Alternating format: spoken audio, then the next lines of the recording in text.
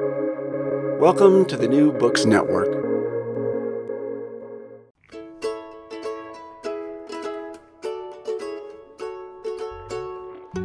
Hello, everyone. Welcome to Recall This Book, where I'm here, back in the studio, with my illustrious colleague and co-host, John Plotz. Hello, John. Hey, Elizabeth. And me, Elizabeth Ferry. And our guest today is another illustrious colleague, Janet McIntosh. Hello, Janet. Hi. Janet is a sociocultural and linguistic anthropologist. She's currently writing a book about language in the U.S. military.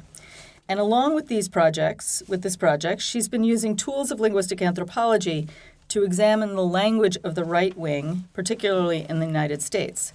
And that's what we're going to be talking about today. So, Janet, as is our wont, maybe you could get us started and just tell us a little about your recent work and how you're looking at language use in the U.S. fits into it. Sure. Thank you so much for having me.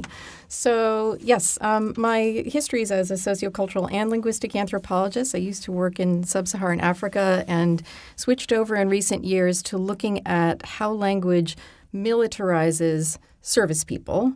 And then I was sort of diverted along the way by the Trump administration and all the fascinating linguistic dynamics that were going on there. So with my colleague Norma Mendoza-Denton, who's at UCLA, we co-authored a book of essays called Language in the Trump Era. And, once you start to pay attention to this stuff, it keeps grabbing at you no matter how hard you try to quit it. Right wing, I just can't quit you. So, would you say that you were kind of attuned to these questions because of what you were – I mean, we've all been attuned to them. This is something that's very, part of the reason why your book, for instance, Language in the Trump Era, has been a lot of people have been excited about it, is that it's something that people have noticed. Yeah. But would you say that your work... That it's made me attuned? I think so, because I think that, the paternal disciplinarian that you get in a lot of Trump's language and a lot of the right-wing language that's trying to school the left into being harder and tougher and less pathetic and sensitive and snowflakey. There really is some, as we call it, interdiscursivity with certain elements of military language. So I think I was kind of attuned to elements of that. Yeah. And also, and this can maybe lead us to some concrete examples, the ways in which sort of the inside and outside are defined, right? Who gets to be in a group that's in on a secret or outside? Absolutely, yeah, right. Yeah. I mean, the Marine Corps is the ultimate in-group, for instance. And one of the things that's been so affectively powerful about alt-right language, the world of memes and so forth, and QAnon has been that it's supremely good at making people feel empowered because they're part of an exclusive in-group that has, and here's where we go away from the military, that has access to, say, in the case of QAnon, secret knowledge, and is empowered and emboldened by this vague idea of an alternative state waiting in the wings and so forth. But it's knowing the right language that gets you access to that possibility and power. I mean, so one of the examples we want to talk about is the Let's Go Brandon example, right? Absolutely. So maybe start us out and give us a little bit of the background. I'm sure many listeners are aware of it, but... Yeah, right. So I'm sure I'll skip some things, but there's probably a lot of background knowledge. Okay, so that is a right-wing slogan that got going in the fall of 2021. There was a race, a Talladega race track, and a driver named Brandon Brown had won. And while he was being interviewed on live TV, there was a raucous crowd in the stands who were like ripping off their shirts and pumping their fists and chanting, "Fuck Joe Biden," like that, which was had been an ongoing chant at some sports games. And for whatever reason, the news broadcaster said, "Oh, listen, they're chanting, let's go Brandon." And it's not clear whether that was a conscious or an unconscious re-layering of the meaning. Right. At any rate, this was taken up with great hilarity by folks on the right. Yeah. Let's go Brandon became that slogan. And there's this kind of super thin veneer, this obvious pretense of not swearing, but actually underneath it all cursing out Joe Biden and meaning to say fuck Joe Biden. Right, right. So it's got tons of appeal. I mean, there are lots of things going on here, right? One thing I was thinking about just before coming here is that there's always this wink, like, oh, we're in cahoots with each other, with one another as a group of anti-Biden folks, because we know what it really means. We really mean fuck Joe Biden. But that winking thing, it's like we're in cahoots. And I cast my mind back to 2008 when Sarah Palin was debating Joe Biden in the VP presidential debates. And she infamously winked multiple times at the camera. And it was her effort to do this whole, to enlist her supporters in this whole, you and I know what's really going on. Winky, winky. Yeah, yeah. It might have flown with her followers. It was mocked by the left. But but that sort of sense of, oh, there's a bit of a shared secret. Right. But then another layer that's going on here is that there's this whole language ideology backdrop among the right, which your listeners will know very, very well, which is a kind of a hostility to the idea that people should be careful with their language, right? Sort of the anti-PC ideology, the mockery of this idea that the details and nuances of language matter, and we have to not hurt or wound each other with language. Right. And I think that part of what Let's Go Brandon as a slogan does is it actually mocks the very idea that you'd have to mince words.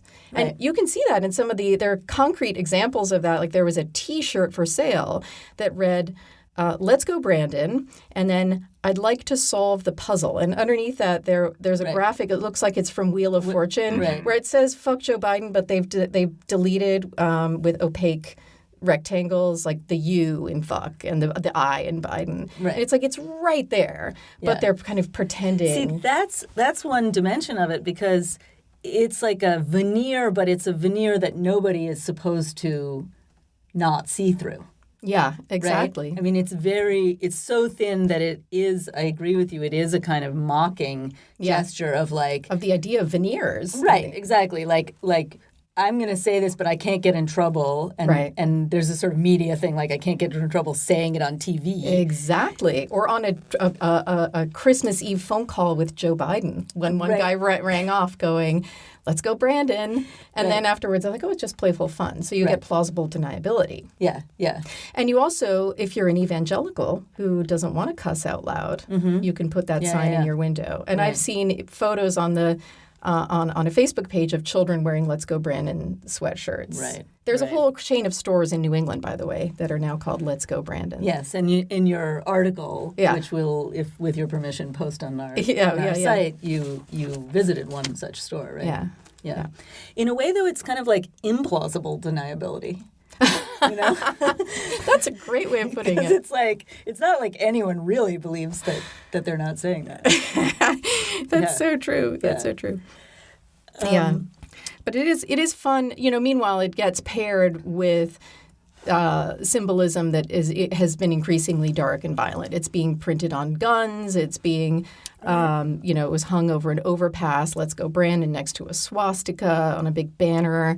It's printed on these so-called freedom flag bottle openers that are shaped like grenades. And so it's getting, and that's, we call that in semiotics, regimentation, where you keep putting one sign in proximity to other signs, and there's a kind of a rubbing off of meaning. And so it gives Let's Go Brandon a bit of a sinister, it can be fun, but it can also be sinister. And that pairing of levity with sinister intimations is also something that Pepe the Frog memes were great at as well. It's something the alt-right is very good at. And it's great at enlisting people affectively. I really like your unpacking of that, Janet, that the fragging isn't just asserting the kind of, violence of the right as belonging to some sort of authoritarian impulse that is deep in our country. It's also the notion of rebellion. And I'm wondering if that tension, the idea that it's at once, the well-disciplined right and the undisciplined right, like how does that doubleness... I mean, I guess this is an impossible question to answer about how the semiology of these signs works, but it's about whether it's really activating two contradictory things at once and holding them together, or whether it's just gesturing at the one but really adhering to the other.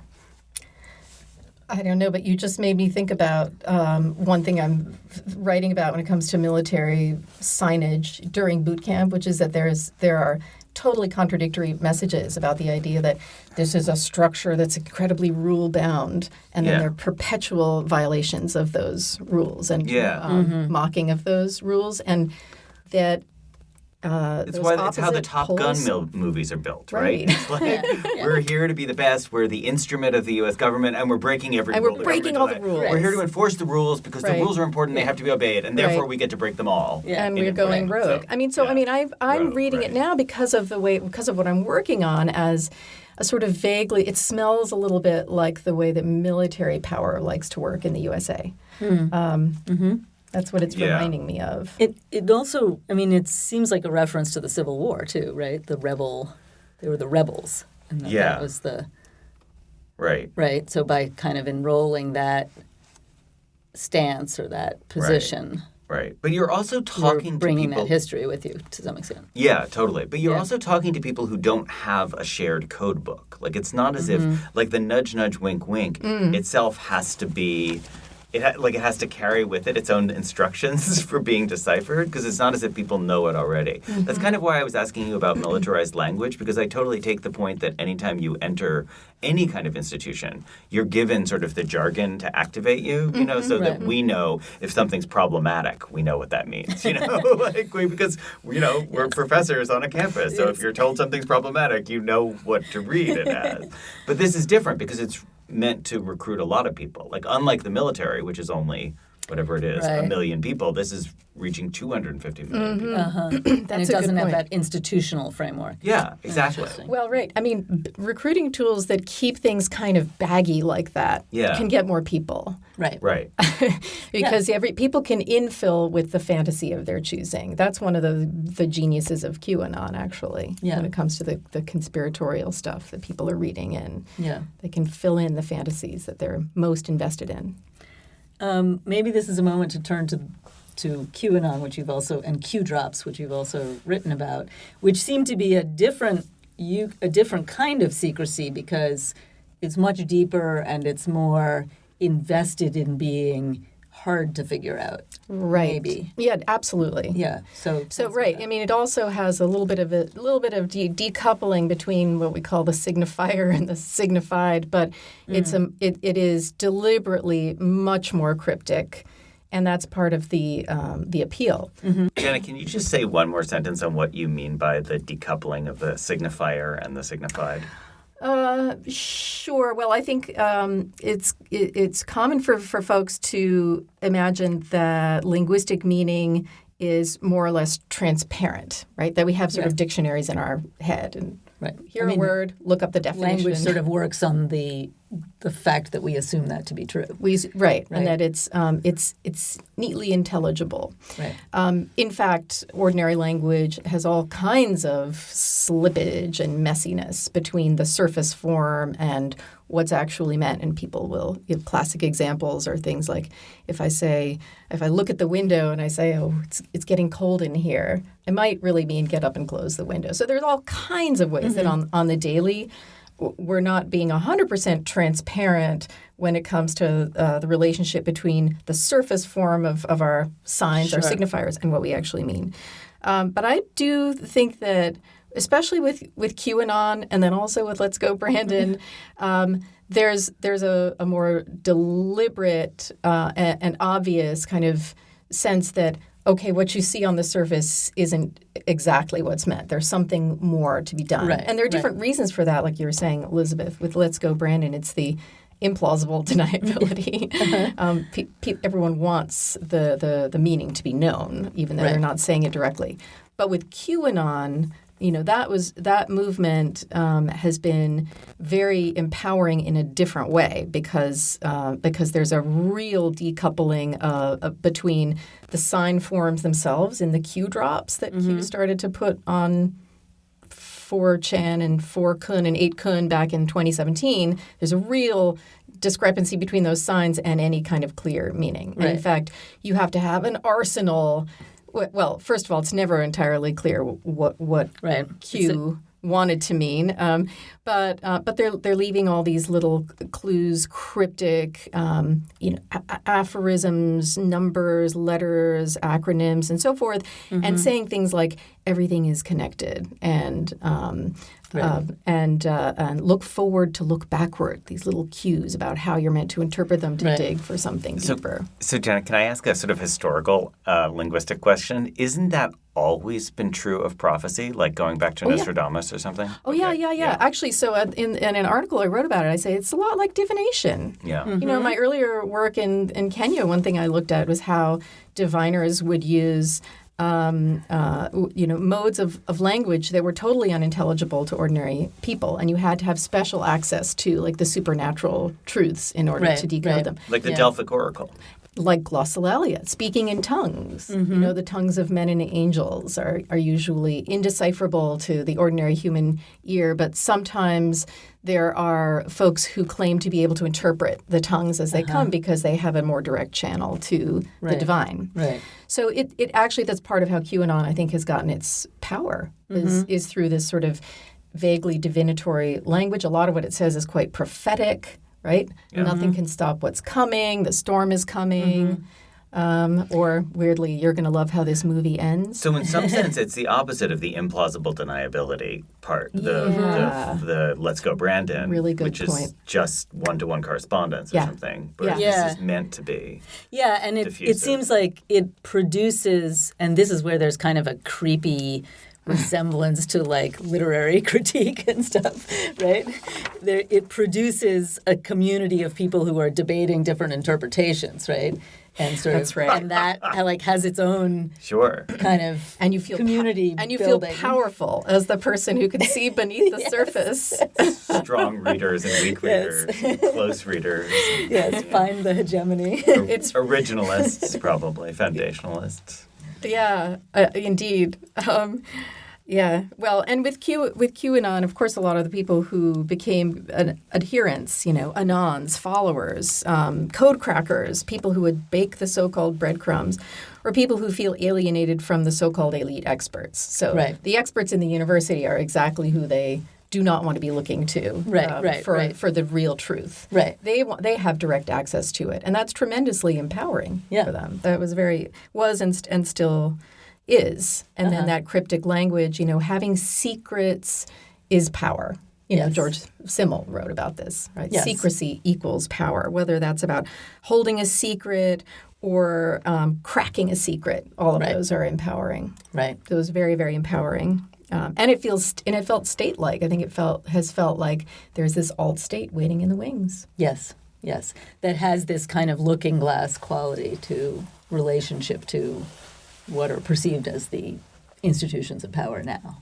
By looking glass quality, you mean? Well, I don't know. Maybe this is pushing it, but do you feel like there's any kind of degree of implicit, like, okay, now we're going to use these tools of, we're going to be the ones who know the inner knowledge and can lord it over the rest of you? Yeah. Yeah. So that's what I mean, like that it's sort of like a looking glass university discourse or something like that, or a looking glass elite discourse. You disagree? Yeah, no, I agree. I was just thinking of this Adorno essay from the 50s, The Stars Down to Earth, about why people like astrology.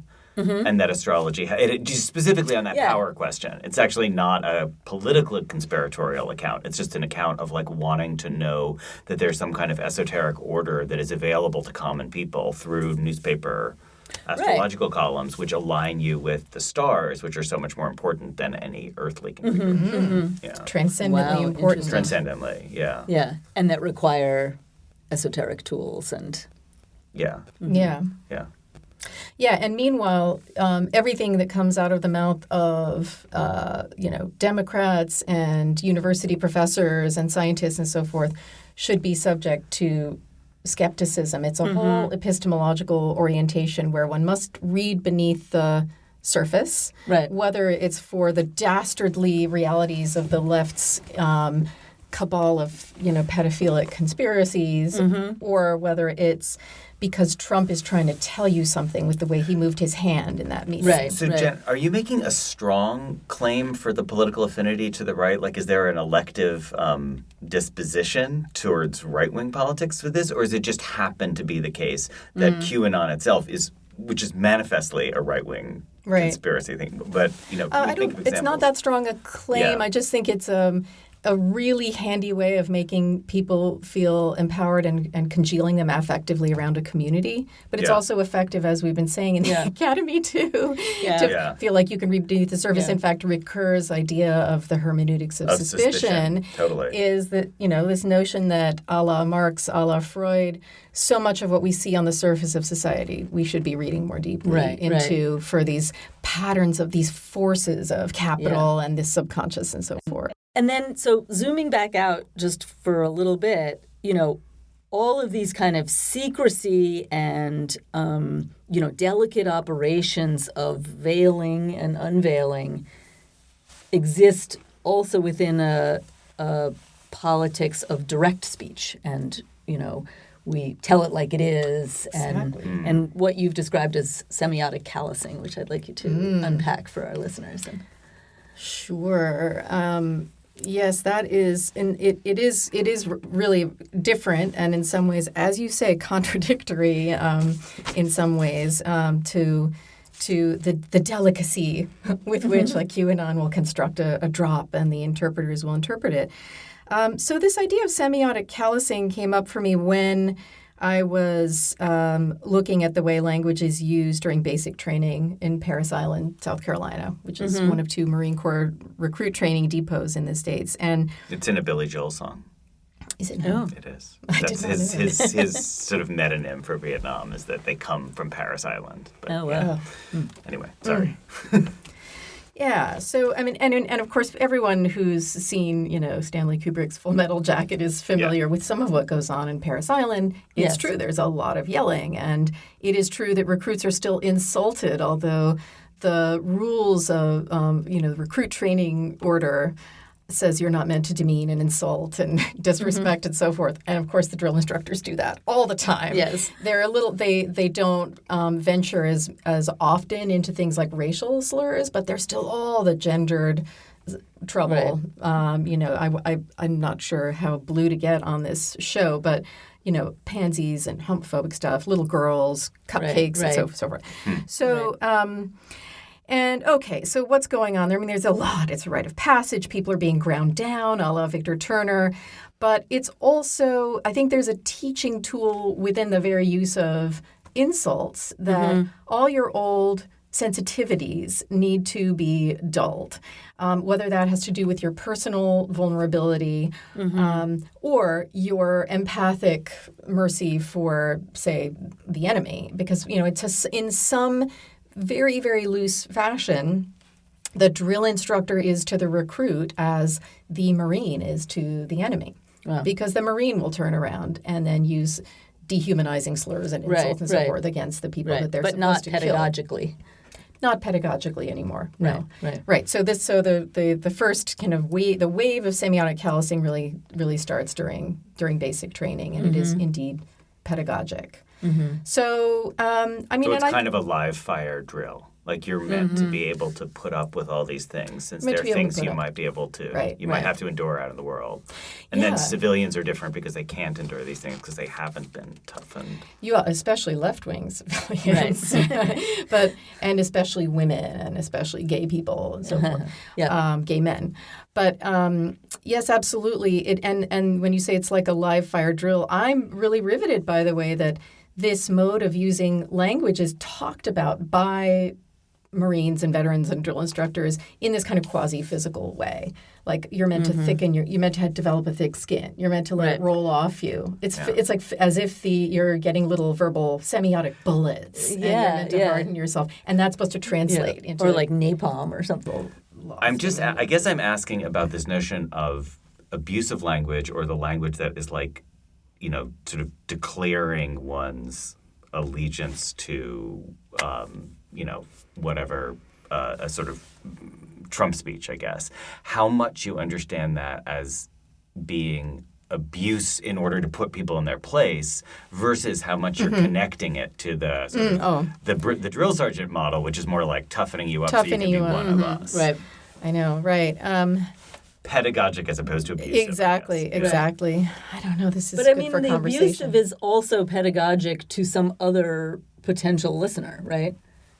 I mean, when they're calling, you're when you're signaling to yelling other at someone people. and saying you're a liberal crybaby, you're also signaling to the other people who you believe will agree with you or you hope will agree with you. That's right? a great point. And maybe you're getting, no one wants to be called a wuss or a crybaby or infantilized or whatever, or sometimes feminized. So maybe it gets swing people over to this empowering side of Trumpy discourse. It's actually, I mean, there is this funny way in which social media enables that kind of communication because often social media is, or, let's say a tweet, has a presumed or performed direct object of you. I'm speaking to you, Queen Elizabeth, or whatever.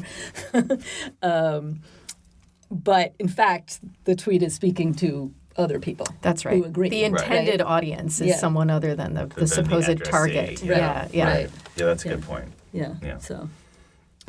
All right. Well, this may be our moment to begin turning towards home. And as our listeners will know, we generally have a section called recallable books, which don't necessarily have to be literal books. That, this conversation may have provoked in our minds and maybe in your minds, so that if you want to go down any of these rabbit holes, here are some ideas. So perhaps I'll begin with, and John will laugh at me. But, I will not. although I'll laugh gently with you. There have been very few times that I have suggested a Trollope novel in this podcast as my recallable book, but this is going to be one of them. It's not actually a terrifically good novel. It's called Marion Fay, one of the later Trollope. I've never read it. But it's, I'm not sure. Well, go for it.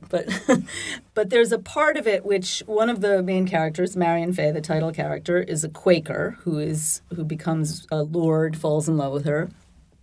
And there's a passage in which, and it has a very interesting father-daughter relationship. They're often really kind of good father-daughter relationships in Trollope novels. And he speaks in what's called Quaker plain speech, which has a number of different features, but maybe the most famous and kind of prominent feature is referring to people as thee and thou, or thou and thee. The passage in the novel says that, her father kind of absolved her of doing this so that she would use you, which is, was at the time as in French or Spanish, was a plural form of the second person that was used as a form of respect, in contrast to the singular form, which is thou and thee, which was used for children or persons of lower stature, right? So, and Trollope says, and thus she was absolved from the slight tinge of hypocrisy of Quaker speech.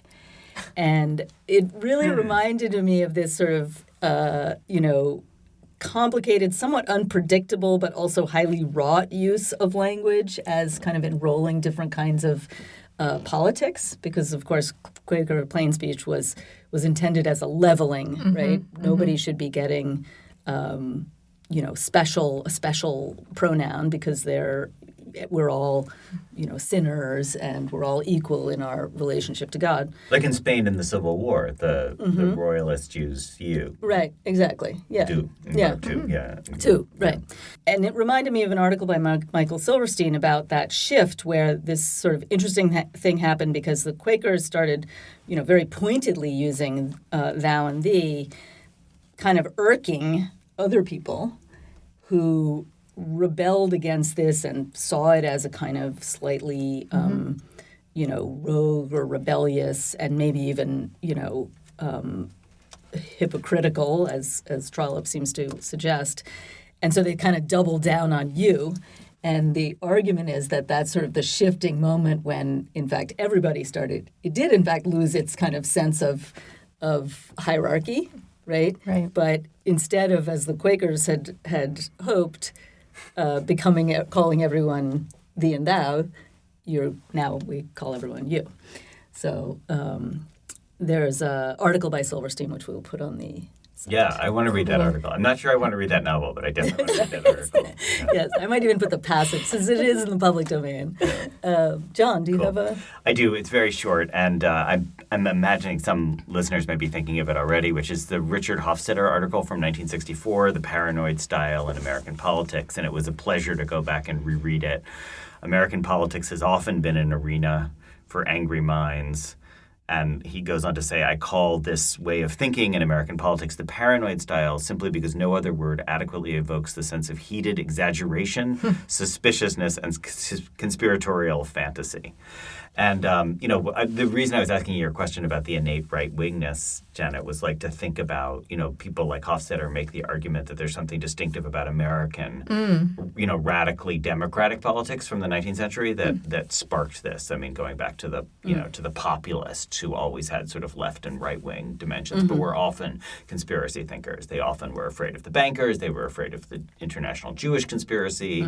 And yet they were also, very left-wing in some of their politics. So just to think about what that, the difference between openness, kind of in a way like a search for an open democratic politics that precisely depends on conspiracies about there being locked rooms elsewhere that openness can't reach.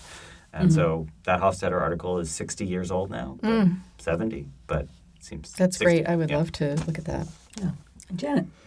Yeah, I wanted to share a book by a fellow anthropologist named Susan Lepselter. She published a book in 2016 titled The Resonance of Unseen Things, Poetics, Power, Captivity, and UFOs in the American Uncanny. So she did incredible fieldwork in Nevada among UFO believers. This is a really poetic, sympathetic, beautifully written book. She is interested in... this has to do with reading the signs in the world and interpreting what forces lie beneath them. And the UFO believers do have something in common with QAnon followers in the sense that they're constantly connecting the dots, like, constellations in the night sky. They'll find a figure there. There's a word for that called apophenia, which is where you draw connections. You find patterns in random signs. And one of the things that Lepselter argues is that all this perception of the uncanny signs of aliens among this community in Nevada, aliens who capture and trap people, it's kind of a big metaphor for the malaise and hopelessness, the despondency of downward economic mobility. So here we have, it's a twofer, because we have the UFO believers reading into the signs beneath them and finding aliens, right? And then we have Lepselter reading what the UFO believers are saying about UFOs and reading it's apophenia all the way down. I'm reading like a good ethnographer, wonderful ethnographer, reading beneath them to the deeper meaning. And in this case, we can actually go back to Marx, right? It has to do with despondency about capitalism, late capitalism. Right. Yeah. But it's a wonderful, wonderful read. I highly recommend it. You remember that Saturday Night Live set of sketches about alien abduction? Are we reenacting? Yes. I want to be. Yeah, but right. All right. All right. For the moment, nothing remains except to thank Janet so much for a great conversation and for Pleasure. Thank coming you to so talk much. with us. What a fantastic thing you have going now. And what number is this again? It's going to be in the somewhere in the high 90s. High 90s, yes. So listeners, interpret this as you will. We're closing in on our 100th episode. And as always, we really thank you for listening and hope to hear back from you as well. Thanks a lot. Recall This Book was founded by John Plotz and me, Elizabeth Ferry. It is sponsored by Brandeis University and the Mandel Humanities Center. Sound editing is by Naomi Cohen. Website design and social media by Miranda Peary of the English Department. We are eager to hear your comments, criticisms, and thoughts. If you liked what you heard, please subscribe, rate, and review us on Apple Podcasts or wherever you get your podcasts. From all of us here at RTV, thanks for listening.